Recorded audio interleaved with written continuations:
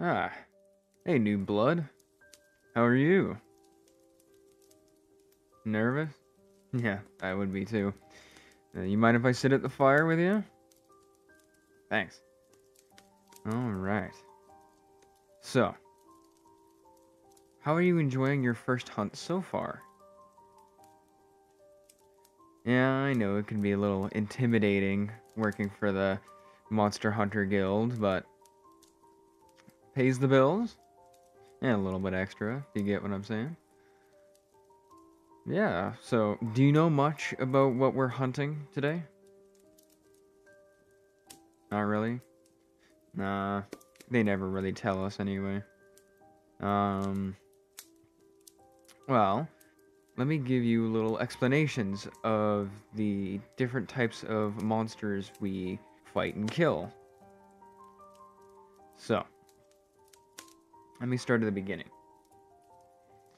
This guild was formed to help protect settlements and groups of people from different types of monsters that lurk the woods.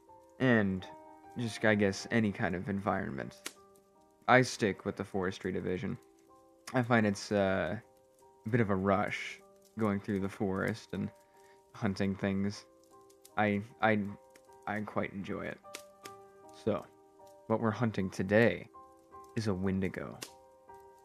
Now, a Wendigo originates from Native American folklore, and a lot of people don't realize it's real, but it is real. And it comes from when somebody cannibalizes somebody else out of desperation. Then an evil spirit will take over your body, or a malicious force will convert your body. Nobody knows which one is true, if they either get possessed by a spirit, or it just kind of happens. We don't really know. We've never really gotten a chance to ask a civil one. But it has an insatiable hunger for human flesh. Its metabolism is extraordinarily high because it has its heightened senses, and its form becomes emaciated. It mostly prefers frigid, like winter environments, but it can be seen elsewhere as well. But it has superior strength, speed, agility. Like, it could tear you in half without a second thought. And yeah, it's quite the scary thing. I'm not gonna lie to you. But there's a group of us, and we're all highly trained. So if it's just one, there's nothing to worry about. Now, Wendigos can shake off bullets and other types of trauma. The only way to put it down for good is tearing out its heart. You gotta tear out its heart and burn it. That is the only way to actually kill a Wendigo. But as for most creatures of folklore, cryptids, monsters, it is a weakness to silver. So a silver will weaken it, but it can't kill it. The only way to kill it is to tear out its heart. So, the more you know. While I'm at the explanations, I'll give you a few more. There's another one we hunt that is quite popular. It's called a skinwalker. I'm sure you've heard of skinwalkers before. Now, as well as the Wendigo, this origin is up for debate as well.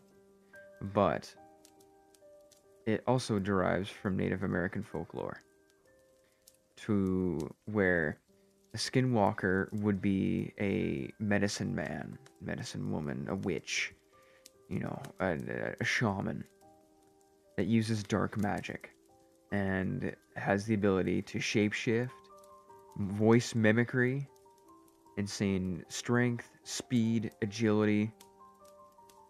Now, the other side of this is if in a tribe, if the person commits enough social taboos or enough things that are considered evil, they could be at risk at becoming a skinwalker.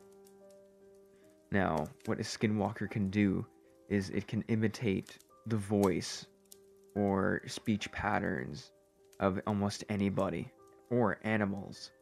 It often takes the shape of an animal for speed, I guess, and camouflage. And this next part is also up for debate. Nobody can figure out if they can mimic sentences like full conversations, or if they can only mimic the last sentence a previous victim had uttered before dying. Typically, it's a scream for help or assistance, moaning in pain, stuff like that. And that's how they lure you.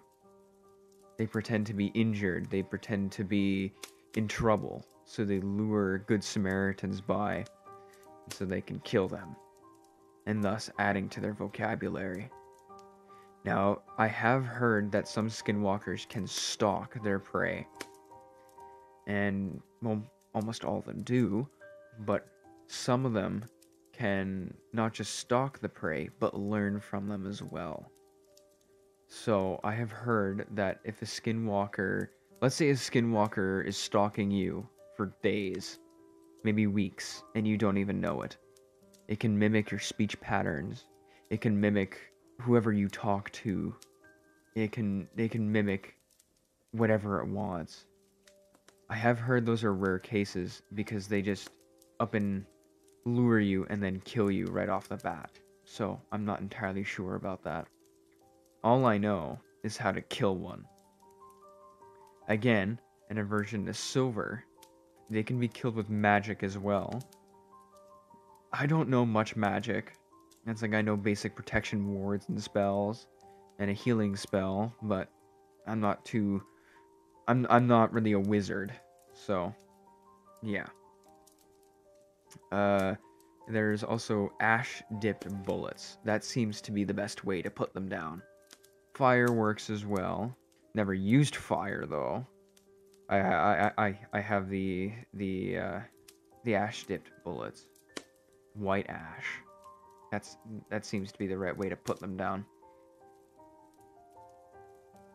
Not really. I haven't killed many. Probably 6 or 7. I mean, that might seem impressive to you, but there are folks out there in the guild that killed 10s, 50s, like they can get up there. The most experienced ones probably has about 70 skinwalkers under their belt. And that's just like, you know, a really good hunter. Werewolves is the next topic. Not much you can really say about them.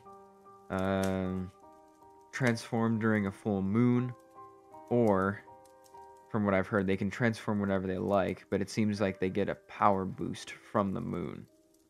So, careful about that one. Massive aversion to silver. That's really the only way to put them down permanently. I mean, I guess enough trauma can kill them, but silver is the quickest and best way to do that. So, you know, rather safe than sorry. A decapitation would probably do it. Yeah, other than that, not much to be said about werewolves.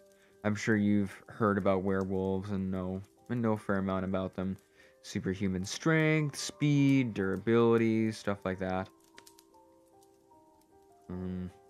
Vampires would be next. Again, you probably know a lot about them. And no, they do not sparkle.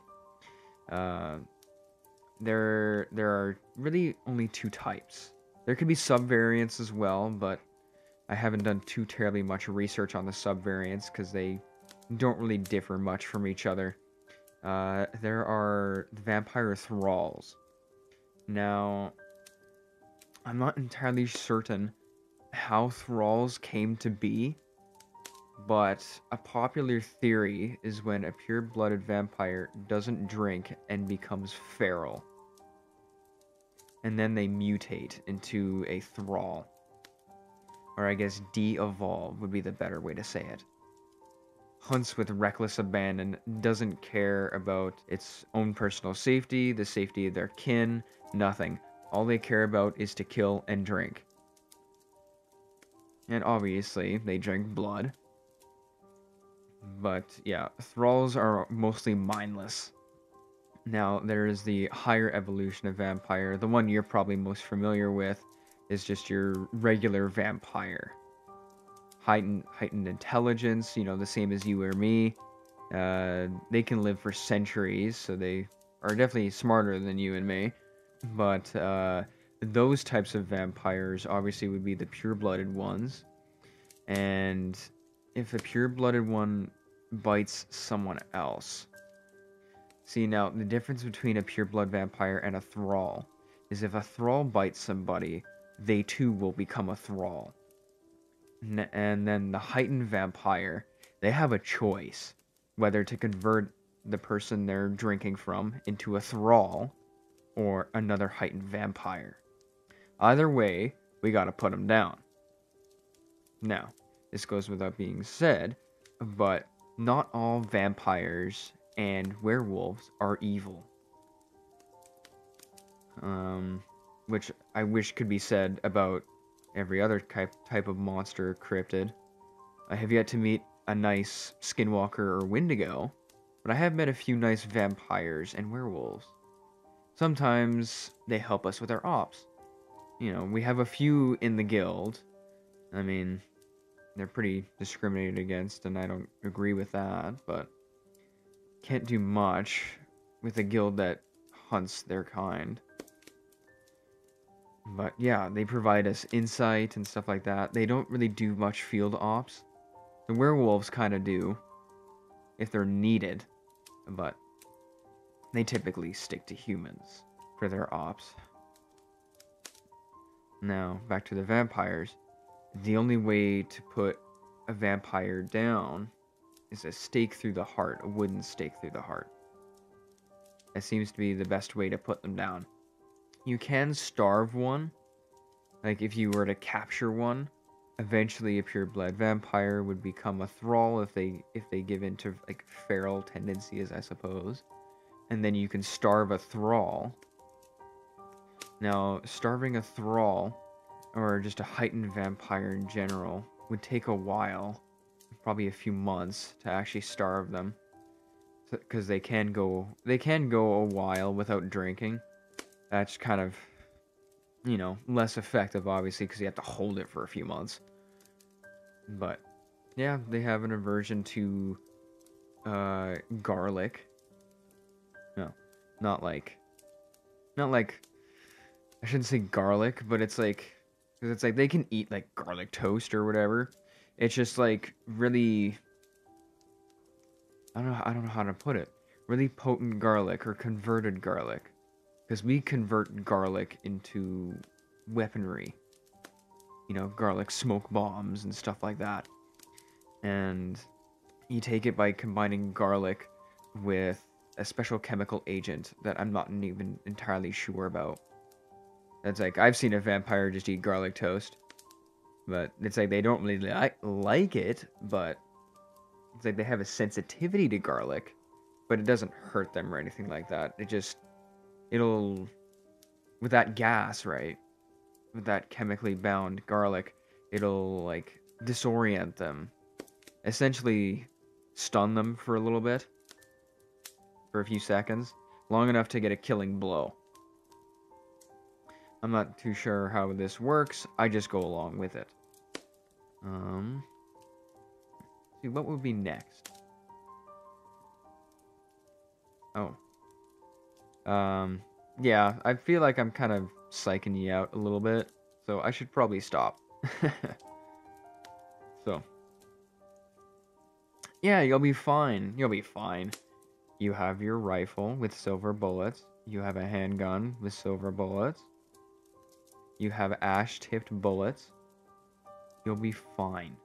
You have a silver sword strapped to your back. We have silver weaponry as well. And ash-tipped weaponry. Anything we need. You'll be safe with us. We are highly trained. And once you get trained, you will be training the next generation as well. So, don't worry about it, okay? You'll be safe with us. Just try your best to stay vigilant. I'm not saying every stick that cracks is a monster. I'm just saying be vigilant. That is the most important thing with the job. We get paid the big bucks because we do the most dangerous work. Okay. Yeah, so we head out bright and early in the morning. We got a Wendigo to hunt. And then we got a massive payday waiting for us when we kill that damn thing. Alright.